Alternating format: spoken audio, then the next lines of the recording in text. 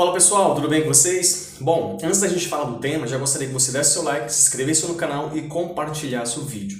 O tema de hoje é: quais são as características para ser um apóstolo? O que é um apóstolo de fato? É interessante ressaltar, antes da gente falar um pouco sobre apóstolo, a gente vai falar um pouco sobre os discípulos de Jesus.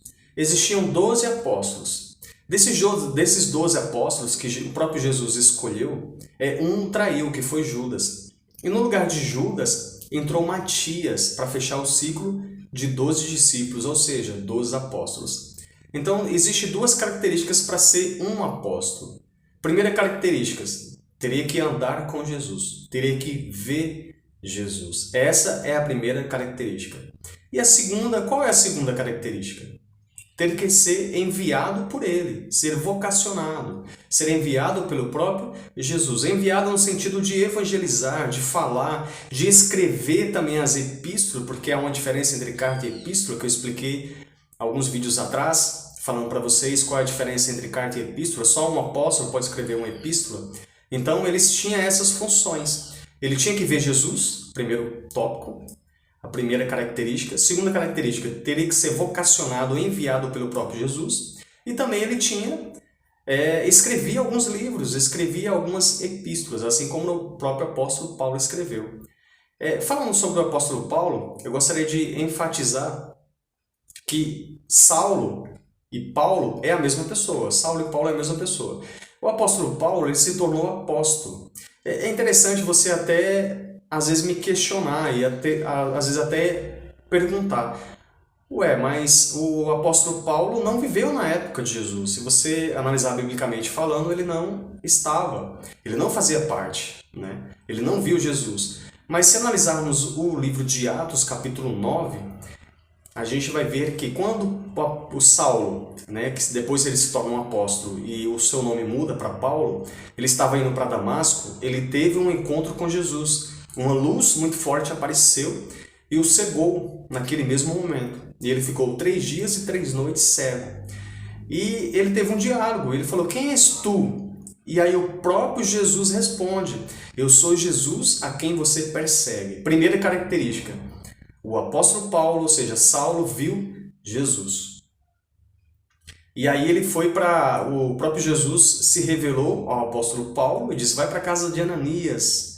Né? Falou o endereço, falou qual era a pessoa que deveria direcionar. Vai para a casa de Ananias.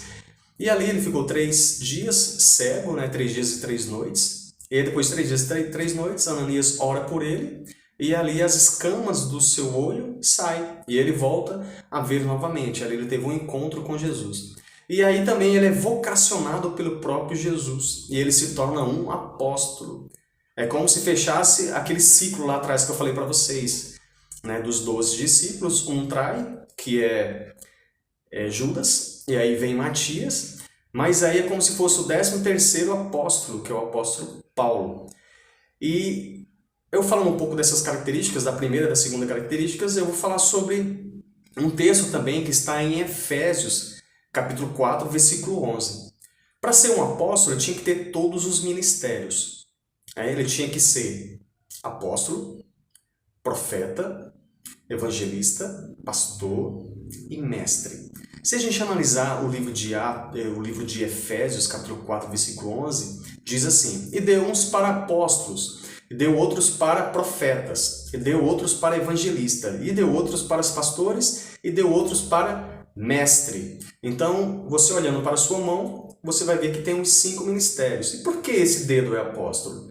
Porque esse dedo é o único dedo que toca em todos. Então você não vai esquecer isso. E deu uns para apóstolos, e outros para profetas, evangelistas, pastores e mestres. Por que esse dedo maior que evangelista? Porque ele vai em lugares onde ninguém vai praticamente. Ele alcança pessoas, né, que ninguém às vezes alcança. E vem o pastor para cuidar, e depois vem um mestre. E esse dedo de profeta.